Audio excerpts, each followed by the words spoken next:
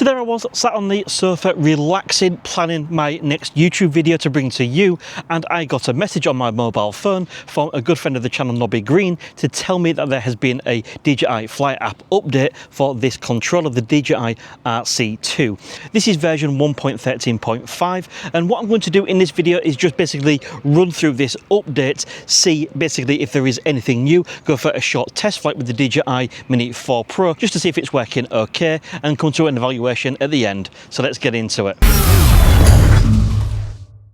Now, when DJI launched the last update on this controller at 1.13.4, so many of you were complaining that you did not actually get the update. Basically, DJI didn't seem to push the update to your controller. Now, in my last update review video, I did show you exactly how to manually push it, but for those of you that didn't actually notice, if it doesn't actually pop up on screen like it has when you first turn your controller on, like mine has, as you can see, what you need to do is go back to your home screen on your controller, click Profile, click About, and then as you can see here it says check for updates, and that is to check for DJI Fly updates. As you can see there, mine says 1.13.5 because that's the one that has just been launched minutes ago. Okay, so as you can see there, all we need to do is go ahead and download that. Then once it's downloaded, hit the install, your controller is going to restart. Then of course, once it's all restarted, as you can see, we've got 1.13.5. so let's get on with the testing. So let's get on with the testing then, and even in auto mode, one thing I absolutely love about this DJI Mini 4 Pro is of course its OcuSync 4 technology. As you can see there, it is on that 5.2 GHz frequency.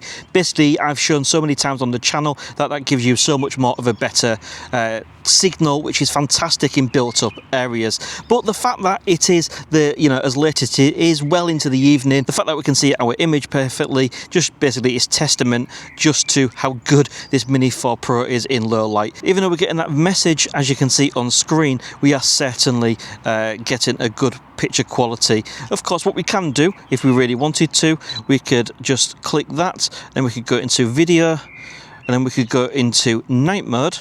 Okay, it does look fantastic as it is, but certainly night mode is there should you require it. Now, basically, I have been flying along. I sort of started flying and then decided to do my speak over or voiceover as I'm flying. Okay, and everything seems to be working absolutely fine. Let's just do a little quick shot just to make sure those are selecting properly. Let's go over to quick shots. So let's just try out a quick shot just to make sure that it's selecting our targets correctly. And one thing I really like about DJI's technology, it's given us targets that it's picked out that we might want to use as a subject for our quick shot. So let's just tap this right here. Okay, I like a good droney. We're only at 55 meters. We're going to go up at a distance of 30 meters. Let's go ahead and hit start.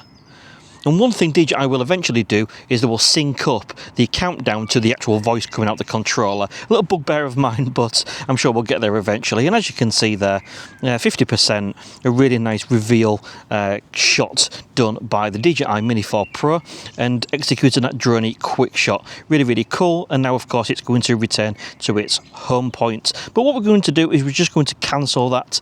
As you can see there, it is in our gallery right here, the one we've just done. So we can mess around with that later on if we want to edit it or for quick sharing on social media. But what we're going to do is just get out of that. Let's go back into photo mode, and we've got a really nice landscape here. Let's just underexpose it slightly because of course we are going to take the photo in RAW. And because we've taken it in RAW, we've got so much more detail baked in, so of course you can go input that into your editing software such as Lightroom and get a really good result. Okay, so let's just fly on a little bit further then. Shall I head out this way? Yeah, let's head out this way. And then what we'll do is we'll just execute a little return to home just to make sure that the drone is doing what it should. Checking sport mode, as you can see, we've got that increase in speed. If we click back to cine smooth mode, we're dropping right down. It should be about 6 meters per second, I think. Let's see what it ends up as. Oh, 6.5. I think we've got a little bit of a tailwind there. There we go, that's 6 meters per second. Really cool. And as you can see, the picture quality is just utterly fantastic. Look how bright everything is, even though we're severely losing our light and we're underexposed. Absolutely fantastic from this drone. So let's just go ahead and hit that return to home. And as you can see there, the drone is just going to continue on. The reason why we haven't rose in altitude is because our return to home setting is actually set at 60 meters, so it was already flying at the same altitude. So let's just let the drone come back to us. Absolutely fantastic piece of kit this is. Now, what many people don't actually notice, if you do push forward on the sticks, you can actually increase the speed of your return to home. If I let go of the sticks, it's going to return back at that 8.8 meters per second. So just something that you might not have known. So the drone is coming back to us. We do need to check out for birds that might be hopping into the trees at this point, or indeed there's plenty of bats around here, but it seems to have done its job absolutely perfectly fine. So what I'm going to do, oh, there we go, there's me sat there, and I'm actually just testing out my new DJI Pocket 3 that I've got, so let's just cancel that, because we don't want to do that any further. Let's just click that back into normal, getting a bit more altitude, ever so nicely. Let's just follow this road here, ever so nicely, just capturing these cars going past. Absolutely fantastic piece of kit. Certainly love this DJI Mini 4 Pro. So let's just land the drone and come up with a bit of a summary.